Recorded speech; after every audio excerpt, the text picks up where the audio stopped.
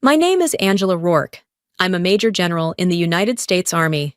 And on a cold Sunday evening in October, I was handcuffed by my own brother in our grandmother's dining room just before his captain walked in and saluted me. The moment Kyle slammed my face into the marble floor, I didn't scream. I didn't beg. I remember the crystal chandelier above swaying ever so slightly as the chaos unfolded beneath it.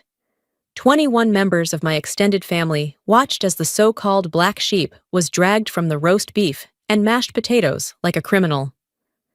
"You're under arrest for impersonating a federal officer and unlawful possession of military property," Kyle declared, his knee pressed into my spine. The handcuffs were too tight intentionally, but the burn was nothing compared to the sting in my grandmother's eyes. Her name was Margaret Rourke. She was 87 and dying slowly in a wheelchair, with oxygen tubes in her nose. But even then, her voice still had steel in it. "Kyle," she said, "what are you doing to your sister?" That he answered standing tall in his pressed Fremont Falls police uniform, "Is not my sister. That's a con artist who's been lying to all of us for years." He had prepared for this moment, his grand reckoning. Surveillance photos, phone records, even the military uniforms he found in my apartment during a wellness check.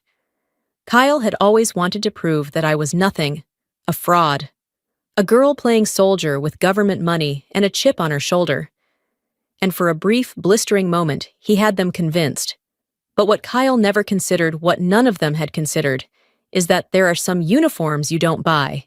You earn them, quietly, with blood. With choices that have no applause, only consequence. So when the front door burst open and 6 men in dress blues entered with boots that rattled the hardwood, Kyle's certainty faltered. And when Colonel McKenna's voice echoed across the dining room, "Step away from General Rourke," my brother finally understood what it meant to mistake silence for absence. And what it costs to betray someone trained, never to flinch. I was never the kind of daughter Fremont Falls expected. While other girls wore cheer uniforms and curled their hair for homecoming, I was memorizing the NATO phonetic alphabet and sneaking copies of military strategy books under my mattress. My mother called it a phase. My father called it unbecoming. But Kyle just smirked like he always did, as if I were some elaborate joke only he understood. He was 3 years older and born exactly to spec varsity quarterback prom King Police Academy scholarship. He walked into every room like it owed him something. And Fremont Falls, the whole dusty town with its Friday night football rituals and backyard barbecues, gave it to him gladly. I was the question mark no one had time to answer. They called me intense, said I read too much, said I asked the kind of questions that made people uncomfortable. By the time I was 16, I could strip and reassemble a rifle faster than half the boys in Kyle's unit. I didn't brag about it. I just knew how. Some things felt intuitive, like how to listen to a room that didn't want you there. When I got my acceptance letter to Westview Military Academy, I didn't tell anyone for 3 days. I carried the envelope folded in half inside my hoodie, rereading the words over and over, like they might vanish. When I finally told my parents at dinner, Mom blinked twice and said, "Angela, that's not a school for girls." Dad cleared his throat, didn't meet my eyes, and offered me a slice of meatloaf. Kyle didn't say anything until after dinner. He found me out back, sitting on the old porch swing Grandpa built before his stroke. "You'll never make it," he said flatly. "You don't have what it takes. They'll eat you alive." I didn't answer. I didn't need to. Because something in me already knew I wasn't going there to be liked. I was going there to disappear from a family who had never truly seen me. At Westview, I did disappear for a while. Into the grind, the heat, the relentless pace. But something else happened too. I grew sharp, learned how to stay invisible, when it mattered, how to speak, when the room was ready to listen, how to lead without raising my voice. I came back a different person. But to them, I was still just Kyle's little sister. The one who didn't settle down. The one who didn't come home for Christmas. The one who never said what she really did. And after a while, I stopped trying to explain. Because the truth was, they didn't want answers. They wanted proof that I'd failed. And nothing unsettles a family like silence that refuses to apologize. I left Fremont Falls at 18 and never once looked back, not because I didn't miss it, but because I couldn't afford to. The first year at Westview broke a lot of people. The cold, the hours, the silence. You learned quickly that no one cared about where you came from, only how far you could go without flinching. I liked that. It was clean, brutal, but honest. For once, my worth wasn't filtered through Kyle's shadow or my parents' tired expectations. It was measured in endurance, precision, discretion. When I graduated, I went into military intelligence. Not because I wanted secrets, but because I'd been living inside one my entire life. The people I worked with didn't ask why I didn't call home or why my family thought I was just consulting. They didn't care. They just wanted the job done. And I was good at it, better than most. Over 7 years, I moved through assignments that didn't exist on paper. Sometimes I'd vanish for 6 months, sometimes longer. My name never appeared in the news. I lived in safe houses with reinforced doors and walls lined with satellite feeds. I learned 4 languages, briefed generals behind closed doors, coordinated extractions that no one would ever thank me for. I was promoted fast, not because I was ambitious, but because failure in my line of work meant body bags. Back home, they thought I was drifting. My mother told people I worked in logistics. My father said I had some sort of government gig. Kyle told anyone who'd listen that I was probably living off Dad's retirement fund. He never asked, just assumed. Sometimes I'd go back for a funeral or a birthday, sit quietly at the dinner table while Kyle boasted about arrests and citations while my mother passed him another slice of pie like he'd won a war. No one asked what I'd been doing. They were more comfortable with the lie, so I let them believe it. It was safer that way, for them, for me. The only one who ever looked at me like she might see more was Grandma Rourke. She never pushed, never pried. She'd take my hand during dessert and say, "Whatever it is you do, Angie, just keep coming home safe." She never needed details. The hardest part wasn't keeping the secrets. It was knowing that no one ever noticed there were any to keep. I could have disappeared entirely, and I don't think it would have changed the story they told about me. Until Kyle decided to write one of his own. A story where he was the hero. The one who finally caught the fraud. The one who protected the family from the sister who dared to be more than they could understand. He built that version of me like a case file, and one dinner invitation later, he decided it was time to present his evidence. The envelope arrived on a Tuesday afternoon. Thick paper cream-colored, addressed in my grandmother's careful cursive. Just seeing her handwriting stopped me mid-briefing. "Dearest Angie," it began. "It's been too long. I'd love to have all the grandchildren together this Sunday. Just dinner, just family. You'd be doing this old woman a great kindness if you could come home." I reread it twice. My grandmother never begged. She didn't trade in guilt or expectations like the rest of them. She was the only one who never tried to mold me into someone more convenient. If she was asking, it mattered. Still, I hesitated. I was at Fort Calhoun, 2 floors underground, reviewing satellite intel on a volatile border zone when her letter landed on my desk. I had more pressing things to worry about than mashed potatoes and family small talk. But something about her phrasing lingered just family. Like she knew how much weight that word carried for someone like me. That night, I called her from the baseline. "Grandma, it's me." "Oh, sweetheart," she breathed. "So you got the letter?" "I did." A pause. "I won't ask for details.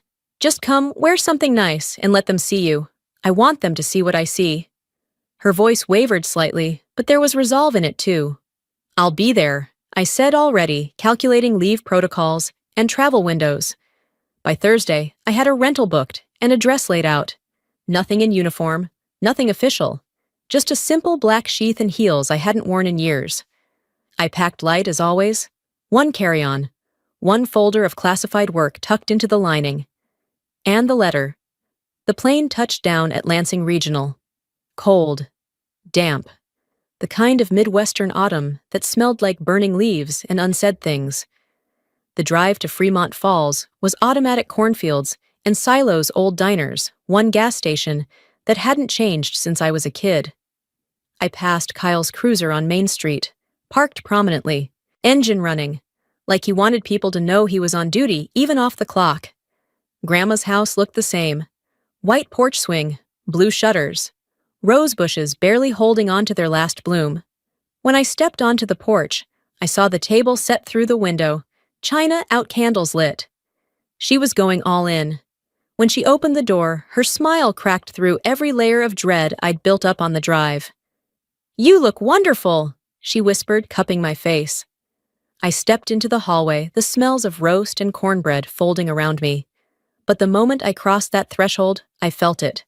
The stillness, the arrangement of chairs. The way Kyle's voice was just a little too loud from the dining room. I wasn't walking into dinner. I was walking into a performance. Dinner started off deceptively normal. Grandma sat at the head of the table, her pearl necklace, perfectly centered hands, folded in her lap like a hostess from another century. I was seated between Aunt Marianne and Cousin Joel, making polite conversation about renovations and weather. Kyle sat across from me, 2 seats down, carving his roast with surgical precision. But his eyes never left me. The first sign something was off came when dessert was cleared early. No coffee, no second servings of peach cobbler, just silence thick enough to cut with a blade.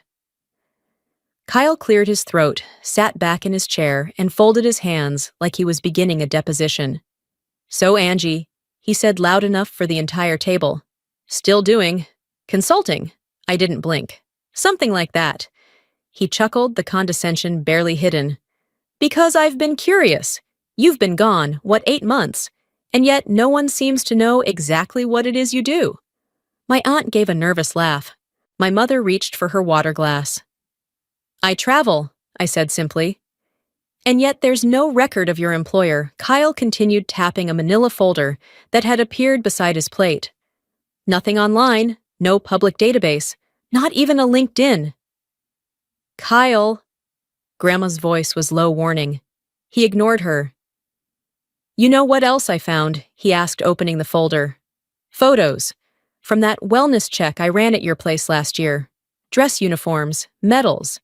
Some of which, by the way, are illegal to possess, unless earned through active service." My breath stayed even, but my stomach turned cold. He stood now, his voice rising with authority.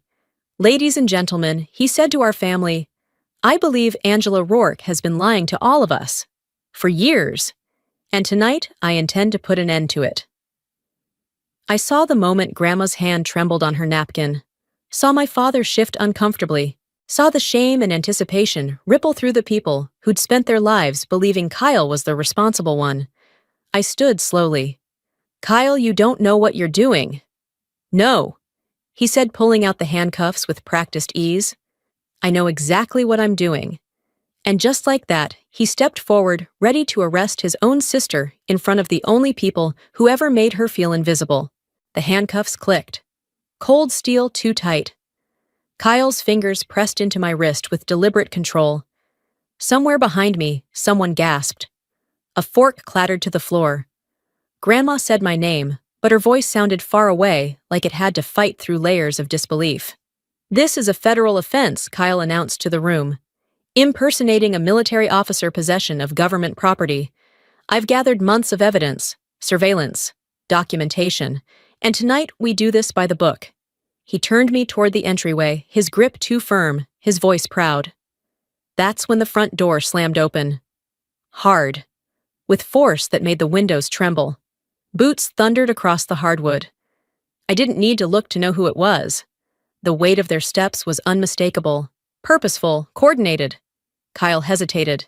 Then Sergeant Rourke, a voice barked sharper than any command I'd ever issued. "Stand down, immediately!" I turned just enough to see him freeze. Standing in the doorway was Colonel Joseph McKenna, flanked by 5 officers in full dress blues. Their uniforms weren't store-bought, their ribbons weren't replicas, and their presence wasn't symbolic, it was absolute. "Let go of her," McKenna said. Calm, cold, final. Kyle's hands dropped.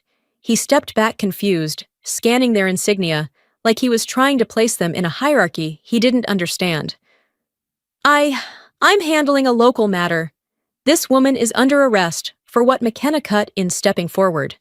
for serving her country with distinction in ways you'll never comprehend. He turned to the rest of the family, eyes sweeping across faces now drained of color. This woman is Major General Angela Rourke, current assignment classified, 7 years of service, 3 deployments, intelligence clearance above your jurisdiction. The room went dead silent. Kyle stared at me, mouth slightly open, as McKenna stepped closer. You've just handcuffed a decorated officer during an active federal assignment. Your actions, Sergeant, have consequences. Someone behind me whispered, "Oh my God." But I didn't speak, didn't cry. I just looked my brother in the eyes and watched the truth undo him. Because for the first time in his life, Kyle Rourke wasn't the one giving orders. He was the one about to be removed. Kyle stood frozen, the handcuffs still dangling from his fingers, like proof of something he couldn't take back. Colonel McKenna didn't shout. He didn't need to. His words carried the weight of an entire command. You've interfered with a federal intelligence officer under operational protection. You've conducted unauthorized surveillance, and you've compromised multiple active protocols. Kyle's mouth moved, but no sound came out. Major Silva stepped forward, retrieved the manila folder from the dining table, and flipped it open. "This is what you built your case on," she said, her voice dry. "Photos of General Rourke entering a secured building, surveillance logs without chain of custody. A report written by a small-town sergeant who never once contacted federal channels," I thought Kyle finally croaked. I thought she was lying. "No," I said softly. "You wanted me to be." Behind me, the silence from our family had curdled into something heavier shame. My mother had her hands over her mouth. Aunt Marion looked like she might be sick.